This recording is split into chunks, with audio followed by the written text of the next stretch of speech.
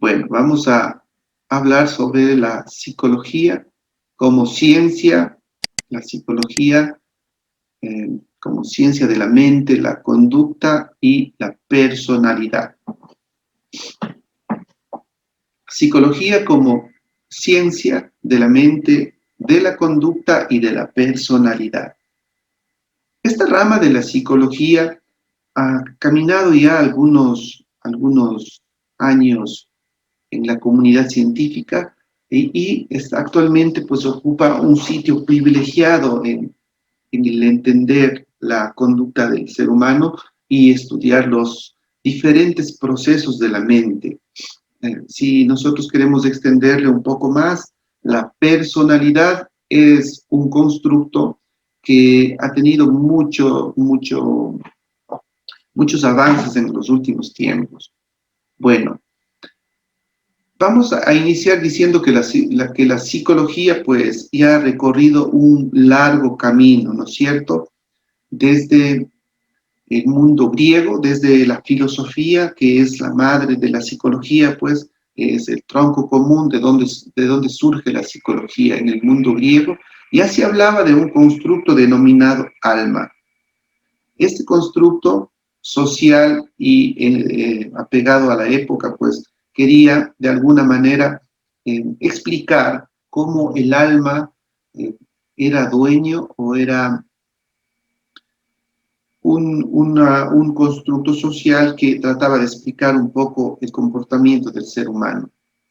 Entonces la filosofía, más o menos en el siglo XVIII, en el siglo XVII, todo lo que es el siglo XIX, pues inicia como una manera de entender al alma, ¿de acuerdo?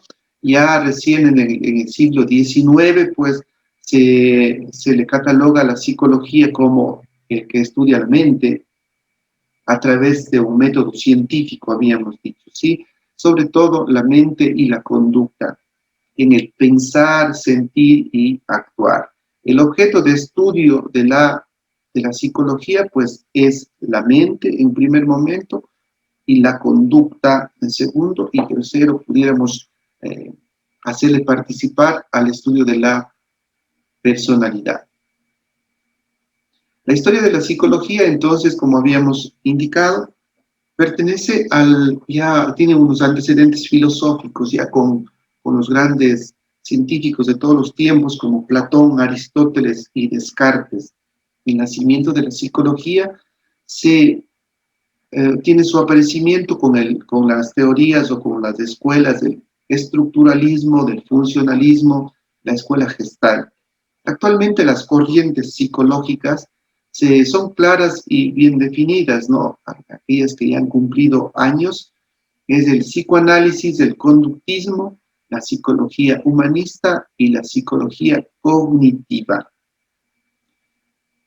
Analizando un poco esto de los antecedentes filosóficos, vamos a estudiar un poco a Platón con su teoría del dualismo. ¿Por qué le denomina dualismo? Porque él considera que todo ser humano tiene dos partes, ¿no? Una parte que es celestial, denominada, dada por los dioses, como un privilegio a cierto tipo de personas en la época, ¿no? Ese dualismo, pues, trata de explicar que el hombre tiene un cuerpo y ese cuerpo es una prisión del alma. ¿De acuerdo? El alma como el don de sabiduría y el cuerpo como una prisión o un castigo. A eso le denomina dualismo. Aristóteles, por su parte, sistematizó y estudió el alma, le dio ya más un concepto biologista, es decir, una explicación ya para analizar ciertas funciones que cumplía el alma. Entonces, decía que el alma pues es el principio de la vida, el alma es el motor que activa al cuerpo, por lo tanto estaba también compuesto por algún material, por algún sistema biológico. Entonces, él analizó tres aspectos y principios del alma. En primer momento, manifestó que el alma puede ser puede ser dotada de conocimiento, puede ser ayudar primerito a la nutrición, al crecimiento y a la reproducción, a lo que denominó alma vegetativa. También subdividió al alma y lo llamó un alma sensitiva. En el alma sensitiva estaban todos los procesos del conocimiento y la facultad para que esta persona pueda sentir, pueda movilizarse o pueda hacer sus quehaceres. Y también nos habló del alma racional, que va más allá de estas dos anteriores que hemos visto, ¿no? Que se hace referencia a la voluntad, al ser libre y a la autorrealización. También que de alguna manera pues nos permitía pensar, nos permitía creer y nos hacía un poco más humanos, ¿no es cierto? Entonces le denominó a la unión indisoluble con el cuerpo, es decir, que el alma daba vida al cuerpo biológico, indisoluble porque no se puede separar, porque al momento de separarse dejaría de existir el ser humano. Eso en relación con Aristóteles. Descartes, por su parte, divide los actos humanos en dos. Vean ustedes que este científico de alguna manera ya habla de conductas. Es por esa razón que nosotros decimos que la psicología estudia la mente y también la conducta. El alma, con Aristóteles y con Platón, era considerado una divinidad, era considerada la mente, ¿de acuerdo? Ellos en su tiempo, ellos en su época, pues querían hablar de esto de la mente, no querían referirse a la mente, pero más lo denominaban como alma. Entonces Descartes ya habla un poco de la conducta, entonces él divide a los actos del ser humano en actos involuntarios y a actos voluntarios. ¿A qué hacemos referencia cuando decimos actos involuntarios? Son todos los automatismos, todos los mecanismos que el ser humano necesita para sobrevivir o que está aprendiendo. Por ejemplo, al decir sí, al decir no, al aceptar, ¿de acuerdo? Al movilizarse. Todos son esos automatismos que nosotros vamos aprendiendo desde que nacemos, ¿no? Y lógicamente todas las reacciones innatas a los estímulos externos, por ejemplo, los primeros reflejos que el niño tiene, poner las manos cuando se va a caer, pedir, movilizarse para salvarse, ¿de acuerdo? Todas estas reacciones que ya vienen con nosotros. Decía que todos estos actos involuntarios a veces son propios de los animales, porque al comienzo, como habíamos explicado en una clase anterior sobre psicología del desarrollo, pues que el niño nace privado de la conciencia, solamente nace con instintos. Entonces es propio, se puede comparar como un organismo primitivo. ¿Qué nos hace diferentes a nosotros de los animales? Es que somos poseedores de la conciencia. ¿Y qué es la conciencia? El darnos cuenta. Y pues los actos involuntarios que se relacionan íntimamente con el cuerpo. Y los actos voluntarios son aquellos conscientes, aquellos actos racionales, aquellos actos que nacen, se formulan y crecen pues en la mente, ¿de acuerdo? Entonces es el fruto del pensamiento analítico, de la reflexión y la decisión. Es típico de los humanos. Exclusivamente actos voluntarios lo podemos hacer hasta ahora, pues que hay evidencia, solamente los seres humanos, no otro organismo, pues que al menos visible no existe, ¿no?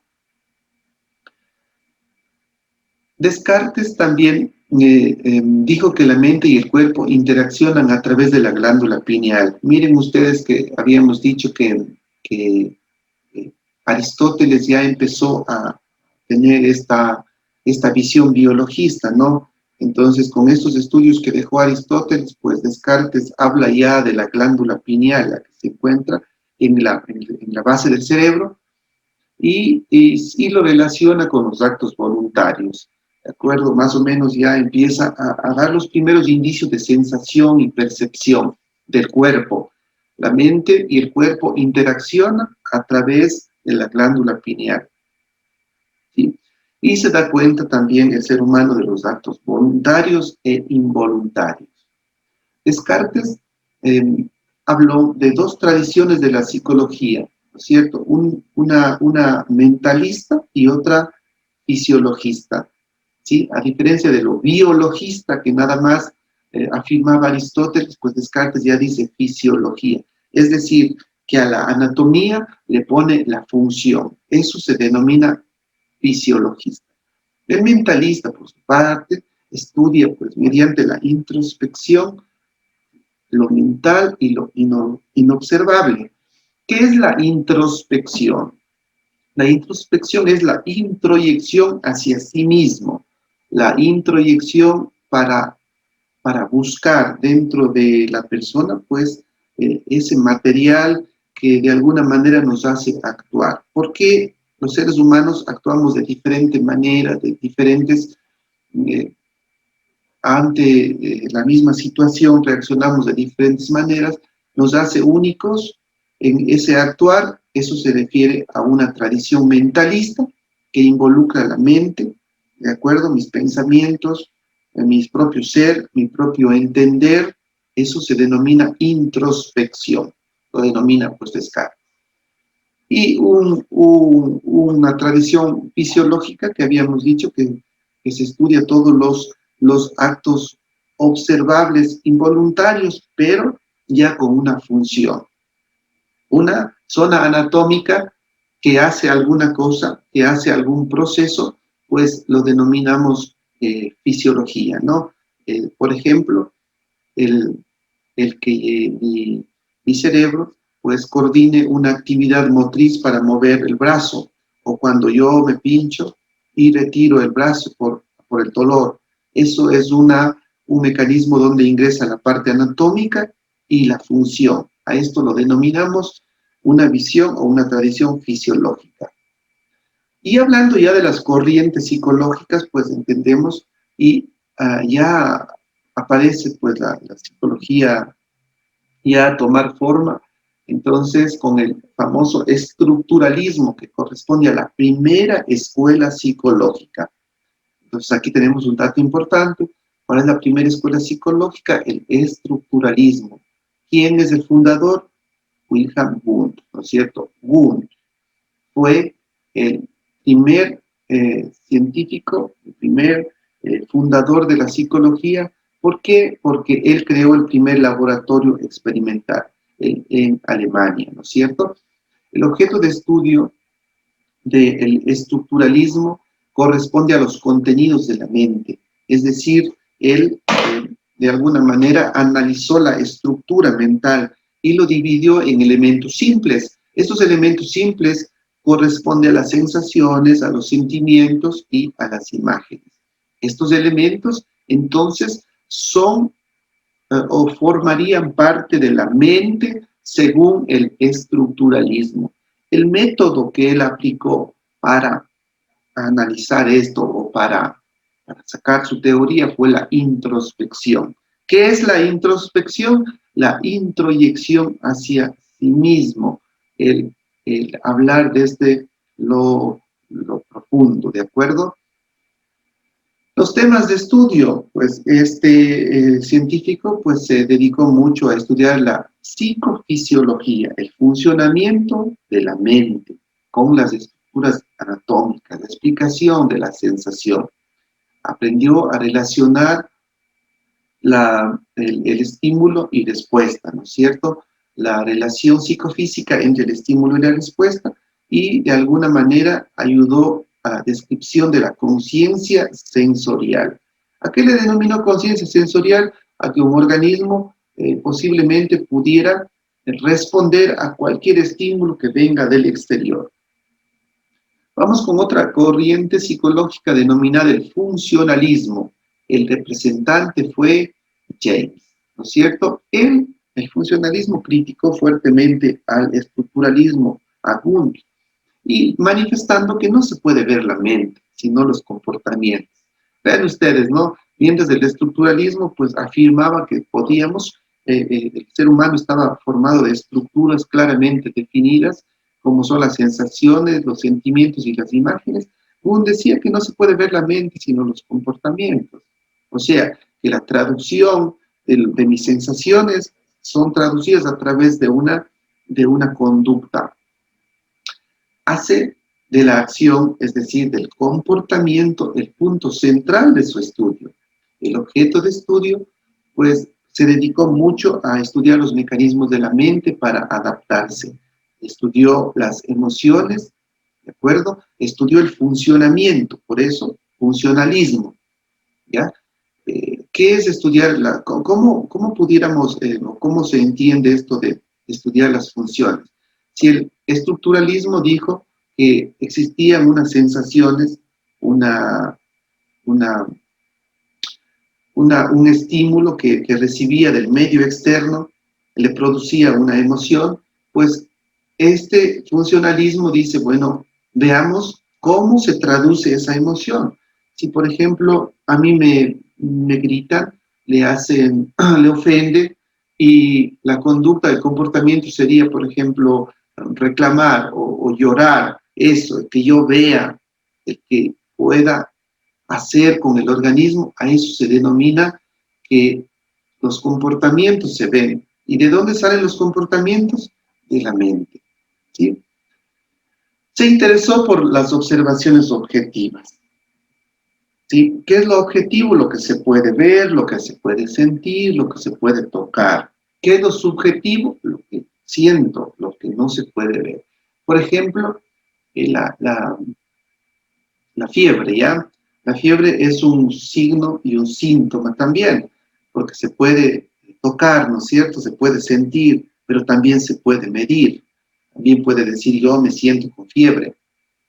Otro que diga, yo me siento mal, a mí me duele, me siento mal, me desespero. Eso no se puede ver, ¿sí? Eso no se puede. Pero no hay una máquina que le ponga ahí y que le vea le vea cómo está de desesperado y angustiado. Es algo subjetivo, ¿de acuerdo? Hay gente que dice, bueno, yo está enfermo, pero dice, yo estoy bien, yo estoy bien. Está mal, pero dice, yo estoy bien. Si está triste, pero dice, no, no pasa nada, yo estoy bien. A esto se refiere, ¿de acuerdo? Lo subjetivo. Y lo objetivo es aquello que podemos ver, signos,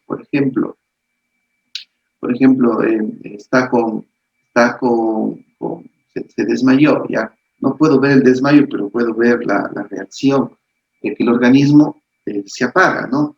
O pasa a un siguiente proceso.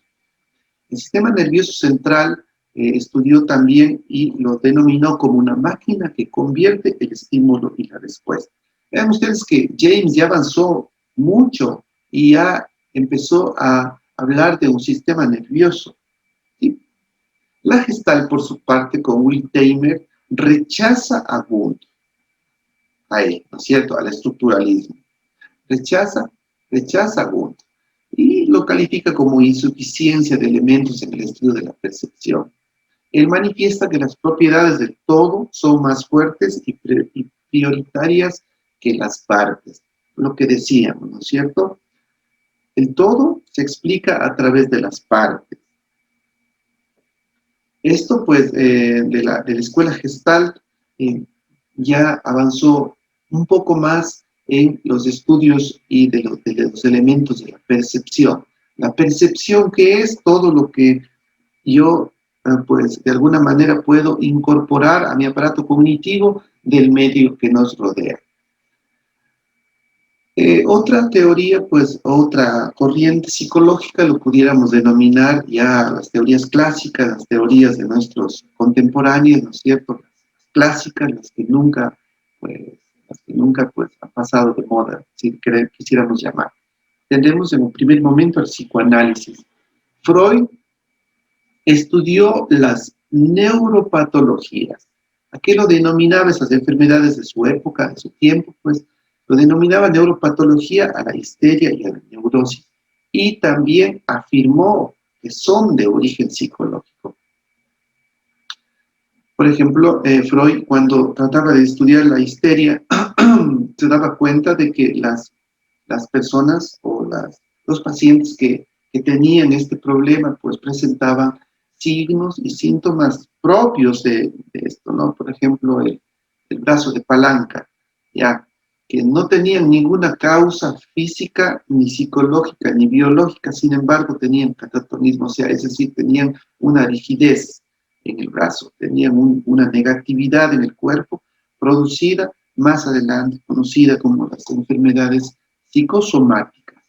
Afirmó la existencia de una dimensión irracional en el hombre y lo denominó inconsciente, que nosotros tenemos una, ¿qué podemos decirle? Tenemos un material reprimido de los miedos, las frustraciones, las fijaciones. Recuerdo que nosotros de niños hemos vivido el dolor de separación de la madre, por ejemplo, el dolor de la separación de dejar mis primeros placeres, como dejar el seno.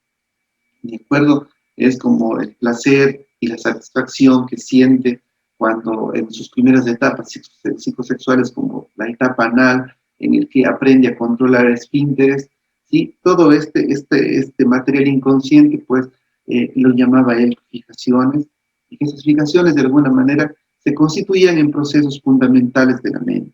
Aquí hay un término bastante interesante que le denomina psiquismo. Psiquismo es mente mismo, ¿sí? Decía que el hombre pues está determinado por los instintos, que nosotros somos personas instintivas, que aflora al consciente de forma disfrazada. Todo este material amorfo, caótico, desorganizado que se encuentra en el inconsciente, de vez en cuando pues sale a la conciencia y le hace hacer cosas extrañas, como por ejemplo una persona que tiene miedo o tiene una fobia, vamos a poner a un animal, a la araña, tiene fobia, tiene miedo, fobia es un miedo irracional, ¿no es cierto? Con sus signos y síntomas de la huida, y también que presenta sudoración, palpitaciones, como si fuera a terminar con su vida. Entonces, ¿por qué? Porque de algún momento, cuando fue pequeño, cuando se traumó, si nosotros queremos entenderlo mejor, se fijó en alguna etapa del crecimiento, sufrió este trauma, ¿no es cierto? Y de esta manera, pues, cada vez que ve un estímulo, pues sube a la conciencia y le hace totalmente irracional. Eso es decir, ¿por qué soy así? Parte del comportamiento y la explicación de las conductas que nosotros como seres humanos tenemos se debe, pues, a que el material inconsciente en algún momento puede subir a la mente y puede afectar a la conciencia. ¿Cómo se pronuncia? A través de actos fallidos, a través de los sueños. Si yo sueño, ¿qué sueño? Sueño mis frustraciones, mis anhelos, lo que no puedo hacer de consciente, puedo llevarle al sueño. Es un mentalista, ¿sí? Un mentalista, ¿por qué? Porque él dice que a través de la mente se puede explicar la personalidad y las enfermedades. Además de una teoría, también es una psicoterapia y una técnica.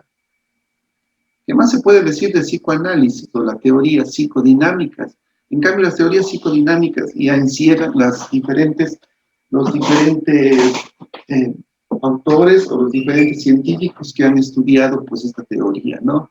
Tenemos a Anna Freud también, tenemos a Jung, ¿de acuerdo? Tenemos a Lacan, tenemos a un montón de representantes del psicoanálisis que de alguna manera se adscriben a la teoría psicodinámica. Se han preocupado del estudio del desarrollo del ser humano desde el punto de vista de la personalidad, entendiendo y explicando a partir de considerar las experiencias tempranas, ¿sí? Y las contribuciones relevantes de Freud en el estudio del desarrollo humano radica en la importancia de que los seres humanos tienen experiencias tempranas, ¿de acuerdo? Y que estas experiencias le ayudan a formar la personalidad, ¿sí? Y da muchísima importancia a la conducta del adulto, explicando a través del material inconsciente de la represión infantil. El modelo psicodinámico pues dividió a la mente en un aparato psíquico, lo denominó a la mente ya como un aparato que tiene un propio sistema, y a esto le denominó psiquismo o aparato psíquico. Entre el aparato psíquico se divide en ello, en el yo y en el super yo. El id, el ego y el superego. El id o el ello es la inconsciencia, el inconsciente, inconsciente. ¿Qué es el inconsciente? A ver, el inconsciente es donde nosotros tenemos guardado ese material amorfo, caótico, reprimido, ese material de dolor o ese material que no quiero yo, que de alguna manera, que en algún momento ha sido una mala experiencia, lo tengo guardado en el inconsciente. El yo es la conciencia, el darme cuenta de la realidad. El super yo es el freno, ¿no? El freno, lo que se interpone entre la conciencia y la inconsciencia. Y la inconsciencia. También habló de los mecanismos de defensa, algunos mecanismos de defensa que hacen que la conciencia pues se libere un poquito, ¿de acuerdo? Nos hace de alguna manera adaptarnos y estar bien, sentirnos bien con nosotros mismos. Por ejemplo, la proyección, sí, es uno de los mecanismos de defensa que ahora mismo en este curso pues no es de estudio, ¿no? No es el objeto de estudio. ¿Qué es proyectar? Poner mis deseos en otra persona. Por ejemplo, decir, por ejemplo, vamos a ver un nombre acá, decir, Emanuel. Emanuel quiere tener quiere descansar, quiere descansar, ya, quiere estar, en este momento quiere tener libre, ya. No es que Manuel quiere, sino en realidad el que quiere soy yo. Poner mis anhelos, mis deseos en otra persona. Otro ejemplo de proyección, vamos a ver, por ejemplo, Natalie Cabrera dice, Natalie quiere un jugo de naranja. En realidad no es que quiere ella, sino lo quiero yo. Eso es proyectar. Proyectar mis propias necesidades, de pronto que son inalcanzables, o en otra persona. ¿Sí? El conductismo, ya dejando un poco el psicoanálisis, hablemos del conductismo. Pues el conductismo con Watson rechaza la introspección. ¿Se acuerdan el método de la introspección típico del estructuralismo, ¿no es cierto? Y también pues lo utilizó el funcionalismo. El objeto de estudio de la psicología ya lo define como la conducta.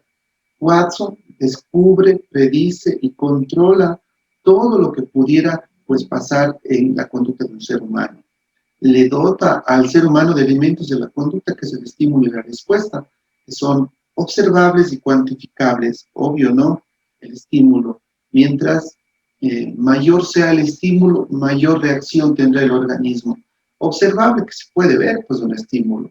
Recuerdo, yo me salgo a un lugar muy frío, con poca ropa, el estímulo es el frío. La reacción del organismo es decir, manifestar que estoy frío y buscar calentarme como sea. Mi propio organismo empieza a gestionar para que mi cuerpo se abrigue. A eso lo denomina que es observable y cuantificable. El hombre es la suma de los condicionamientos habidos, por supuesto. Mientras más comportamiento sume a su experiencia, mayores conductas y experiencias y conocimiento tendrá el ser humano. Niega la existencia de los caracteres innatos, ¿de acuerdo? Él dice que, pues, parte de la conducta se puede, que no nace el ser humano con la conducta, sino que la conducta se forma con las experiencias del medio. Pavlov, un poco más adelante, ya estudia, pues, el conductismo y es el creador del condicionamiento clásico. El famoso ejemplo del perrito, ¿no? Que el perro salivaba cuando le presentaba un estímulo, ¿de acuerdo? Él estudió el reflejo condicionado, es decir, la conducta se puede condicionar, se puede modificar, se puede mejorar, ¿de acuerdo? Se puede hacerle que evolucione esa conducta. El fundamento de la teoría, pues lo llamó actividad psíquica, la actividad nerviosa superior. Niega la existencia de los caracteres innatos.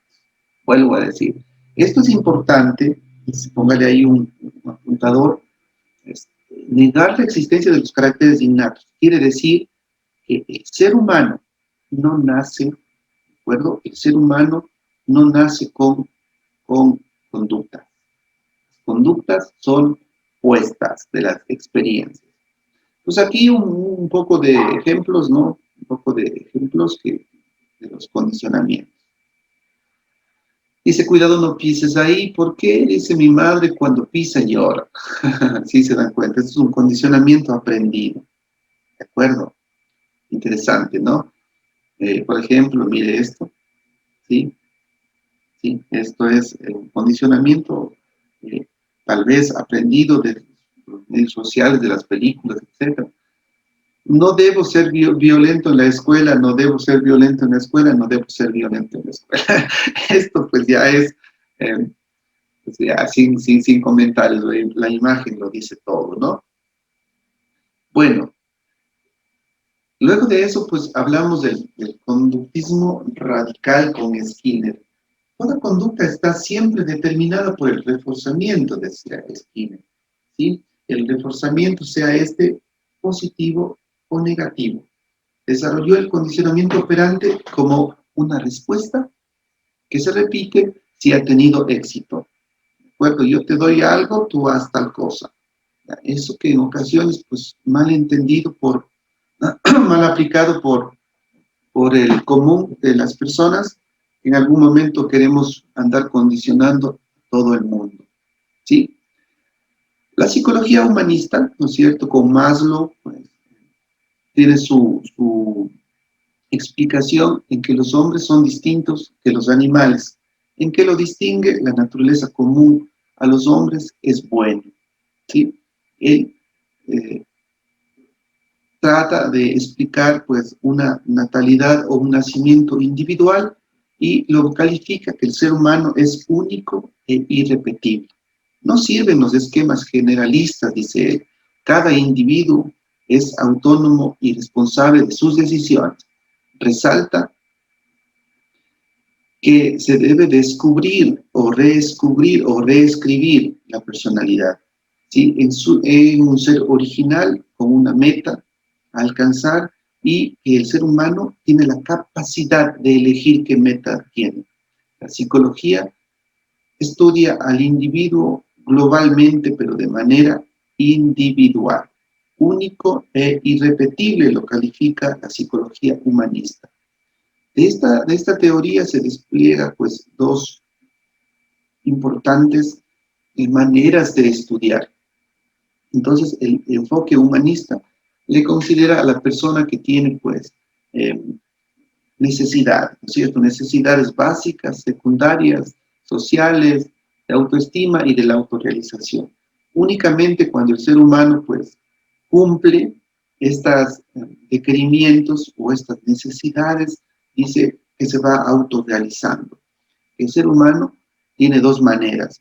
Si nosotros queremos de bienes materiales, que ya sentir bien, a otro tipo de personas que no se siente bien o no se siente autorrealizado con bienes materiales, a pesar de tener mucho dinero, mucho no tiene felicidad. Entonces, la felicidad, el bienestar y la autorrealización, tal como yo lo consiga, ¿sí? Por ejemplo, hay gente que, que lo califica como felicidad, pues, una autonomía. Aquí hemos puesto un ejemplo de trabajo, ¿no es cierto? ¿De acuerdo? Que la gente que es feliz o que logra su autorrealización es que le da una autonomía para decidir. Unos elementos importantes de la teoría humanista, pues encontramos la motivación, ¿de acuerdo? Que es la capacidad que pone el ser humano en su mente para moverse, hacer, o para que le dé comportamientos para conseguir su meta. La dirección, pues que siempre esté contando con un objetivo, ¿sí? Y el sentido, pues la aproximación para alcanzar ese motivo. ¿Sí? Si usted tiene una motivación baja, posiblemente nunca lo logre.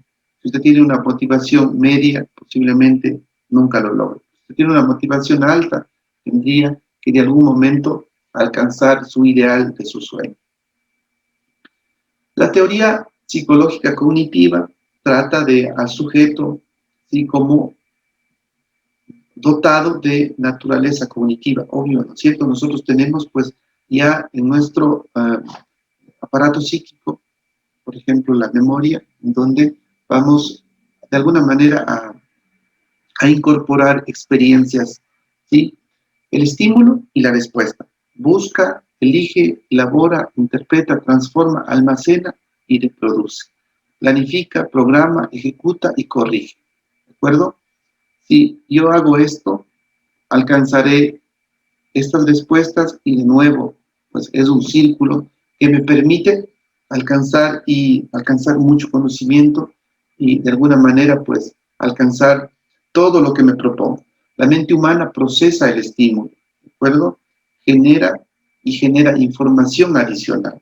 Esta es la información adicional y tiene la capacidad de recuperar y utilizar cuando él lo desee. La psicología cognitiva, ¿no es cierto?, pertenece pues a un conjunto de estructuras cognitivas que le permite la adaptación del organismo al medio. Este estudio se desarrolló, de alguna manera, Piaget trata de estudiar cómo evoluciona o es uno de los grandes autores de la psicología del desarrollo, lo que nosotros vamos a estudiar más adelante en otro curso, ¿no es cierto? Y señala que pues, existen 4 estadios, ¿de acuerdo? El sensorio motriz, el preoperacional, el concreto y las fases y la adquisición ya del pensamiento o la cognición formal operacional cuando ya podemos solucionar los problemas. Cada uno de estos estadios vamos a estudiarlos más adelante en psicología del desarrollo. La psicología como ciencia, pues entonces, haciendo una síntesis, estudia el comportamiento de los seres vivos y los procesos mentales por los que los sujetos conocen, se orientan, aprenden de la experiencia. ¿Qué es el comportamiento? La actividad de un organismo vivo dirigida a sobrevivir mediante la adaptación o la modificación del medio. Claro, por supuesto que el comportamiento va a cambiar de acuerdo a la cultura, de acuerdo a los cambios fisiológicos. Ahí vamos a ver pues, cómo el comportamiento es de un niño y cómo de un adolescente y cómo de un joven cambia por la biología. Y también pues tiene mucho que ver el ambiente donde se desarrolla la persona. Características, las características del comportamiento, pues, las características de la que estudia la psicología, tiene características de ser una ciencia experimental, una ciencia ecléctica, experimental porque seguimos el método científico, ¿de acuerdo? Punto, porque nos basamos en manuales estandarizados y tipificados para nuestra ciencia. Es una ciencia ecléctica, es decir, que es formada por varias escuelas, por varios métodos y por diferentes posiciones profesionales, opera con diferentes niveles de análisis, por supuesto, no es igual un psicoanalista con un cognitivo conductual o con un psicólogo nada más, no es igual, ¿sí? Como un neuropsicólogo, no son diferentes porque analizan e intervienen al ser humano de diferentes maneras, diferentes concepciones, según la idea de la naturaleza humana y las formas de conocimiento. Es una ciencia experimental, sí, porque utiliza el método hipotético-deductivo. ¿Qué es el hipotético-deductivo? Es que a través de un supuesto deduce lo que pudiera estarle ocurriendo a la persona, ¿no? Y se basa en las observaciones de los fenómenos psíquicos a partir de las observaciones del comportamiento, de las observaciones de lo que hace el organismo, genera una hipótesis, un supuesto teórico. Opera con diferentes niveles de análisis, diferentes concepciones, tiene como objetivo, pues, describir, explicar, predecir y controlar. Explica todas las causas, ¿de acuerdo? Y a partir de esto genera, pues, teorías. Predice, pronostica comportamientos como medio de adaptación y controla, ¿de acuerdo? Controla todo lo que pudiéramos condicionar en el comportamiento. Esto en relación a la psicología con sus corrientes. Vamos a explicar un poquito sobre la personalidad. La personalidad, pues, es conocida como un como un constructo social, ¿no es cierto?, que tiene pues condiciones biológicas, psicológicas, y si nosotros queremos pues todas las experiencias que el ser humano va alcanzando de acuerdo a su desarrollo. Hemos iniciado con esto de la máscara porque personalidad significa máscara, ¿sí? Viene de un griego. Antiguamente, pues en el circo romano, las personas pues tenían 4 sentidos de personalidad, ¿sí? Se disfrazaban con unas máscaras para ir a las fiestas, para de alguna manera mostrar su imagen al público, mostrar su imagen a las otras personas. La verdadera máscara es la que se encuentra dentro de mí, la que se encuentra solamente cuando el ser humano se encuentra solo, solo. Ahí pudiera encontrarse el verdadero significado de su personalidad. Sin embargo, existen seres humanos que pues a pesar de viven tanto convencidos de un problema erróneo de su existencia, que a veces se creen tanto que en la máscara que se ponen. Entonces, uno, la imagen que ofrecemos a los demás. Eso es personalidad. Es la imagen que ofrecemos a los demás. Segundo, es el papel que el comediante tiene en una obra, ¿sí? 3, que nosotros representamos, ¿qué es lo que nosotros representamos en la vida? Y 4, la interacción de las cualidades del individuo y como sinónimo de prestigio, ¿de acuerdo? Pues pudieran, antiguamente, pues, en el circo romano o en las tradiciones romanas, pues, iban a fiestas puesto máscara, y según la máscara era la persona, ¿de acuerdo? Esto es lo que representaba. La personalidad, entonces, está formada por elementos como el temperamento, el carácter, actitudes y aptitudes. ¿Qué es la personalidad? Es el modo en que cada persona piensa, siente y se comporta, ¿de acuerdo? Pensar, sentir y comportarse y actuar, ¿de acuerdo? Si yo quiero mostrar una imagen hacia los demás, entonces eh, figurativamente me pongo una máscara. Entonces yo soy más, si es la primera vez que estoy con ellos, o si estoy frente a unas personas de autoridad, si estoy frente a mis padres, estoy frente a mis amigos, entonces yo actuaré de acuerdo a eso, ¿sí? Cuando yo estoy con una persona nueva que me interesa a tratarle bien, que me interesa enamorarle, que me interesa que se enamore de mí, posiblemente yo pongo una máscara diferente, no una máscara que mostrando los mejores cualidades de uno. Entonces, cuando existe ese desencanto, pues dice, se quitó la máscara, entonces realmente muestra cómo es. El temperamento, ¿qué es el temperamento? Pues es algo que nace con nosotros, es nuestro sello natural. Esto corresponde a la biología. Esto es difícil cambiar. Sí se puede, no se cambia más, claro, nunca se puede cambiar, pero sí se puede controlar, sí se puede actualizar, sí, pero en realidad el temperamento es la manera que tú eres, ¿no? Esa cosa que te hace único y irrepetible.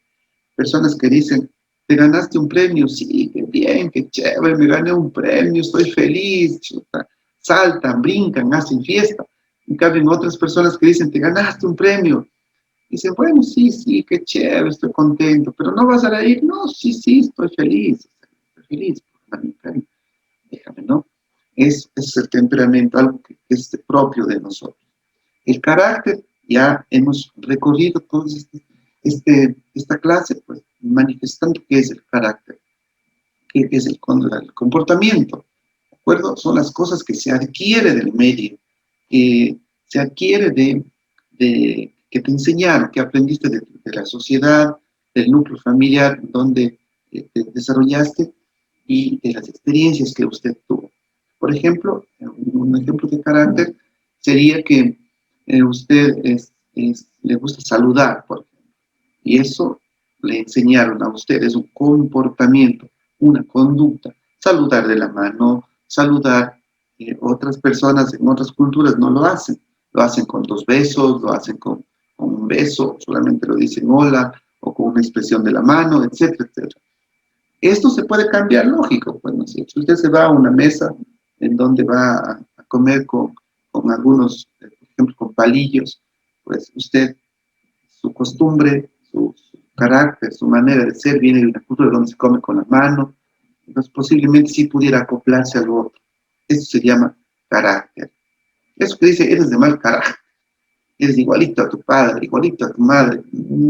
Posiblemente hay una confusión, ¿no? Porque el carácter pudiera sí ser igualito a la madre, pero en la manera de los malos hábitos, ¿de acuerdo? En la manera de que aprendió mal las cosas.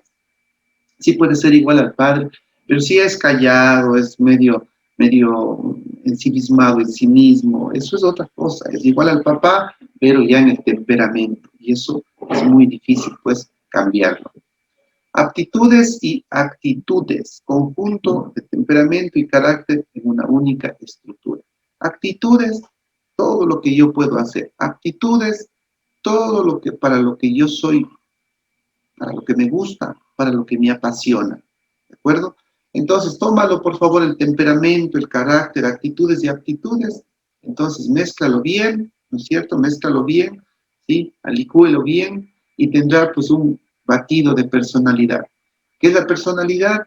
Lo que le hace único e irrepetible. Eso. Es la mezcla, o si usted quiere, es la unión del temperamento, el carácter, actitudes y aptitudes. Algunas características de la personalidad. La personalidad no es una entidad física, es una forma habitual de comportamiento de una persona. Se produce por la interacción de la herencia genética y el ambiente. Lo que decíamos, ¿no? Temperamento más el ambiente, pues dará una personalidad medio complicada. Nació una persona con un temperamento, hay tipos de temperamento, ¿no? Temperamento desde la clasificación de Kretschmer, por ejemplo, que no es actualmente lo que nosotros nos interesa estudiar, pero él dice que hay un temperamento que el sanguíneo, por ejemplo, el colérico o el flemático. Para hablar solamente de un ejemplo, el temperamento sanguíneo, la persona que jovial, la persona alegre, la persona que pone la fiesta en cualquier momento, ¿ya? Que le gusta tomar, que le gusta beber, que comparte placeres hedónicos al máximo nivel. Esas personas, ¿sí? Entonces, si a esa persona tú le pones en un ambiente depresivo, en un ambiente controlador, y le pones en un ambiente que nació en un ambiente donde tiene que trabajar, donde tiene que salir adelante por sí solo, donde no, nadie le da cosas, se tiene que ganarse, pedir caridad, coger basura, todas esas cosas, ¿no? Posiblemente esta persona se convierta, pues, que sea un tipo de personalidad medio resentido, medio cosas así. Así se puede formar. O puede dominar el temperamento o puede dominar las características adquiridas del medio externo. La personalidad cambia a lo largo de la vida, es individual, social y cultural. La autonomía personal es una vieja aspiración humana.